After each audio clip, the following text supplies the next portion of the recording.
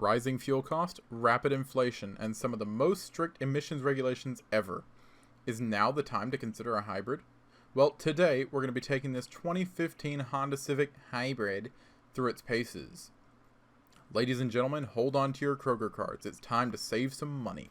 In the modern car world, this car's spirit animal would be a slug. Slow, ugly, and leaves a residue of disdain on every grease monkey who's forced to pass you since your new bright can't keep up with traffic. I know I'm kind of trash talking this little thing, but it's actually not too bad. It does get 47 miles to the gallon on highway, according to Google, but I mean, usually it's more about 45 in the real world. But yeah, if you really don't care what it looks like, and you just want a decent, reliable car to get you from A to B, this might be it. But I do want to point out a couple more flaws on this car. So, this thing has 50,000 miles on it, roundabout, and it now has a weird knocking noise in the engine.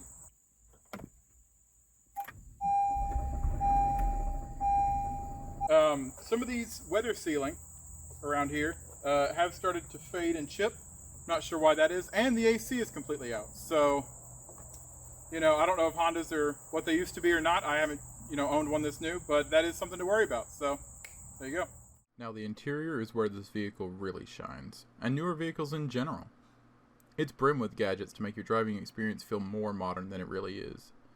Blind spot and reverse cameras, Bluetooth, real-time economy scoring, and MPG readouts, some of the best steering wheel infotainment controls I've ever used, and more screens than you can count. Now, this is undoubtedly more Jetsons-esque than a ride from 2003, but it's going to be up to you to decide if this tech is a requirement or just more to go wrong.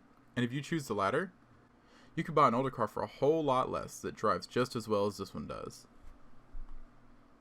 Who is this car for? Ironically, even though a hybrid car is designed to save gas and you money, they're generally more expensive than their pure gas counterpart. This is understandable, since they're effectively just a gasoline car, with a Fisher-Price version of an electric motor and battery found in a pure EV.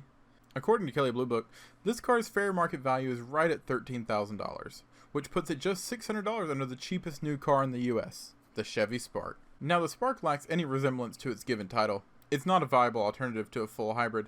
Now, what I would do is buy a 2003 Toyota Corolla, which should run you around $3,000 according to Kelley Blue Book. It has more power than the Honda, a faster 0 to 60 at 8.7 seconds, Toyota reliability, and still manages 40 miles per gallon on the highway. Now, you may be saying, well, that's basically the same experience as the Honda, slow, boring, and uninspiring. And to that I say, exactly. That's my point. Why would you overpay for this boring car when you can get something equally as boring for a fourth of the price? Plus, when the Honda will need its hybrid battery changed, instead of sinking $3,000 into a new pack, you could afford to just completely write off your Toyota and go buy another one. With all that said about this specific car, I want to look more at hybrids as a whole. I've never driven one, and I want to see how it goes. So, let's do just that.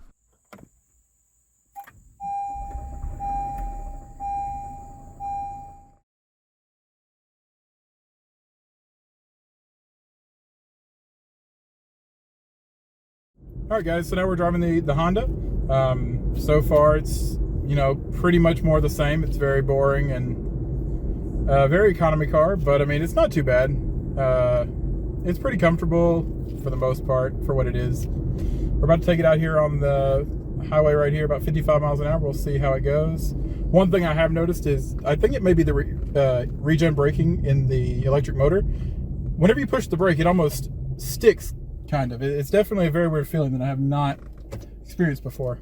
All right, here we go.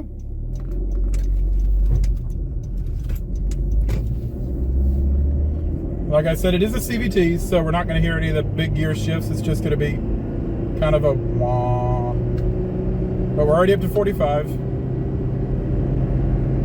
50, 55, 60.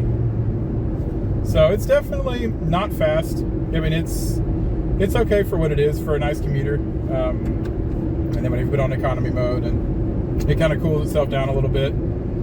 But yeah, I mean, overall, it drives what you'd expect it to for a newer car. It's not bad. It's super controllable. It's super maneuverable as well.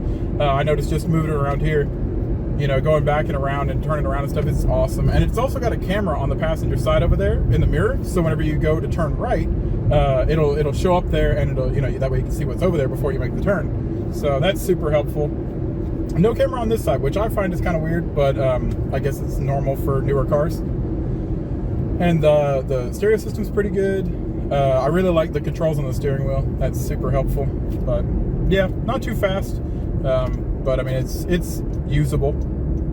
And I mean, for the gas mileage you're getting, it's probably, in most of the cases, it's worth it. We're just gonna turn back here. So this is a little more curvy roads here. It's not too bad. It's controllable. It is front wheel drive, so that means, you know, most of the time if it's harsh weather or something like that, you'll be fine. Overall, it's not too bad. Now, this is my first experience in a newer car. Most of my stuff is, you know, 20 years old, and it doesn't feel that different, honestly. It's definitely smoother and quieter, but I'd say, you know, even if you went a 2005 or 6 Camry, you're probably going to have pretty much the same experience, you know, minus some of the gas mileage. All right, guys. Well, thank you so much for watching. If you liked it, be sure to hit that like button, subscribe if you haven't already, and yeah, I'll see you in the next one. Take care.